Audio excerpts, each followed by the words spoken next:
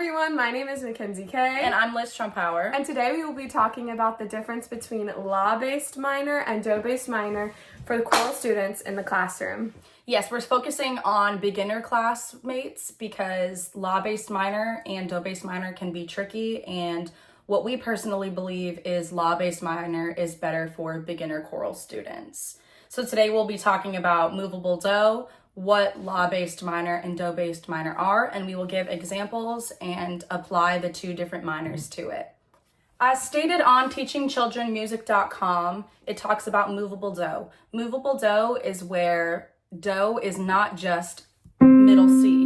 Instead, do is whatever the tonic is, which is do, in any key signature. So for example, for purposes today, we will be using A minor, which the tonic would then be A and not C. So movable do is based off of the different keys. All right, so let's talk about tonic. Tonic is a musical term that we use to refer to the first scale degree in any sort of scale, major or minor. So for law-based minor, your tonic would be la, and for do-based minor, your tonic would be do. It's that first note that sets you up for the rest of your scale. So basically, when it comes to the use of your law-based minor or your do-based minor, this is really up to the teacher's opinion.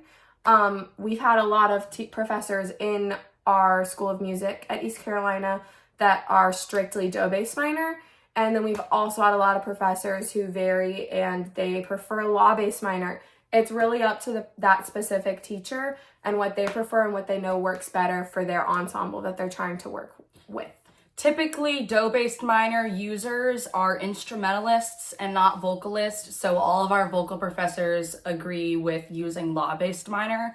So in a regular major scale, it would be do, re, mi, fa, sol, la, ti, do. That would be the solfege syllables.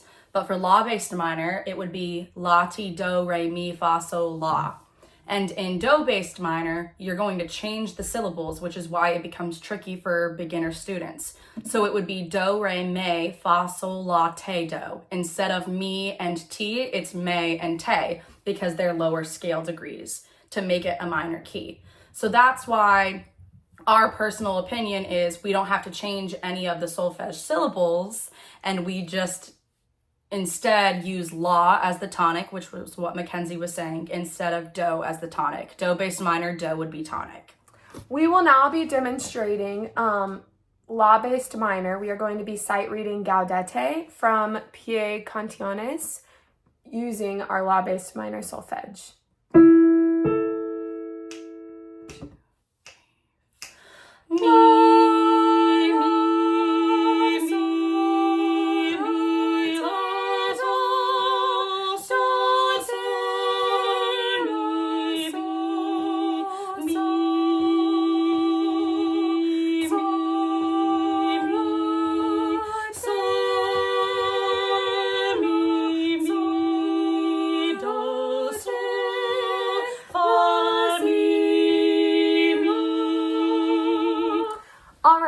For this sight singing example, we're going to be singing Gaudete from Pie Canciones in do minor. Notice Liz will be starting on sol this time instead of mi, and I will be starting on do instead of la. So, so, so, so, te, te, te, te, so, so, so, so, so, te, so, so, ne, te, la, so, so. As you can see, that is a little bit more tricky for us because we are so used to singing law-based minor in our choirs that we're in. The only time that we have ever learned / sang do-based minor is in our sight singing, also known as ear training classes. Like I said before, most instrumentalists use do-based minor or teach do-based minor, and we were taught by an instrumentalist professor, but all of our vocal professors still agree with using law-based minor. So as we can see, it's easier for us to remember solfege syllables in law-based minor rather than do-based minor. In do-based minor, we had to change the syllables. So you heard may instead of me and tay instead of t. That all takes a little bit more active thinking on our parts, but also when you're sight reading a piece, you don't know where the flow of the line goes yet. So add that on top of changing syllables and not knowing where your pitches go and things, and it just becomes really difficult when it didn't need to be. Whereas law-based minor allows for choral students to still think intervallically without having to worry about what the note names are. There's no second guessing what solfege syllables you have to sing, and there's no unsureness in pitch or a lack of clarity in the tone that we produce while sight reading. So the example that we gave, gaudete, is in A minor, which is the same key signature as C major, so it has no sharps or flats.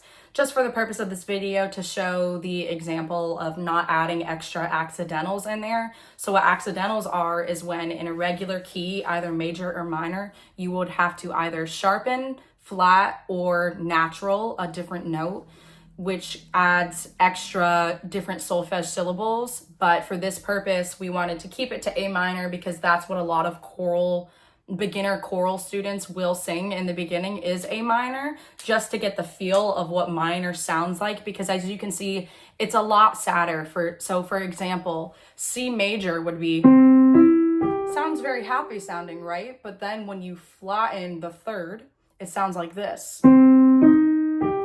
It sounds a lot different. So that's what the difference between major and minor is. I know that we touched briefly on that, but that's just to give a different example. So we used A minor, which is,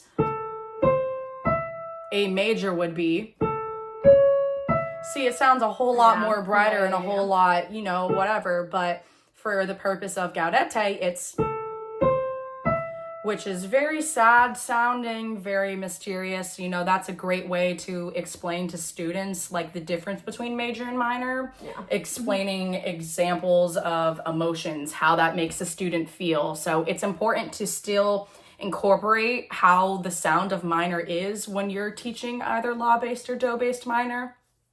But for beginner choral students, they'll be able to grasp law-based minor more than do-based minor.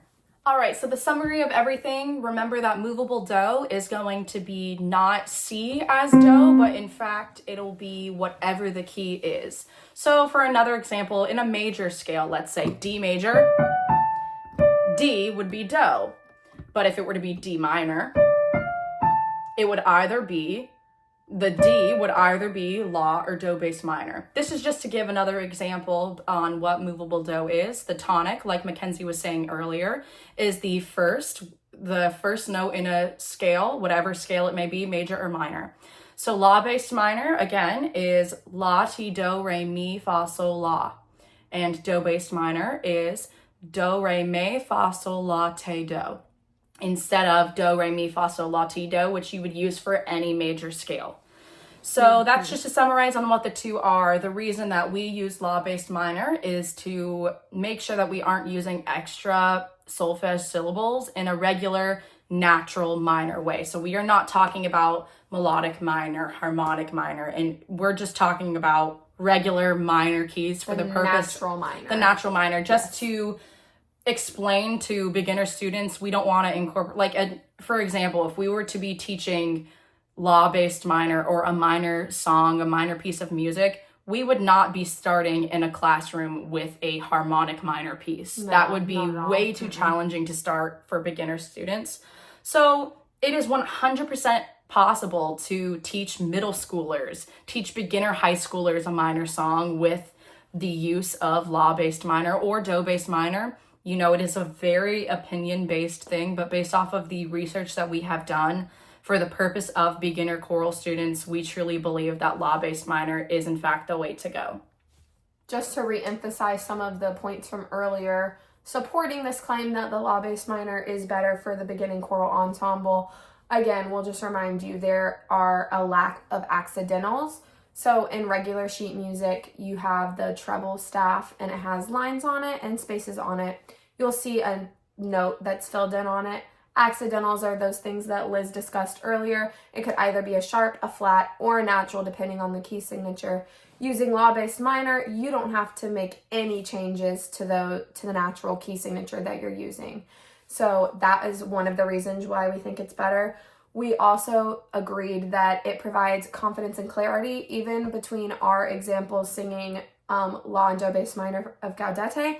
You could clearly tell there was one that we felt more comfortable sight reading and one that we were a bit more unsure about, and that thereby our tone that we produced was also affected.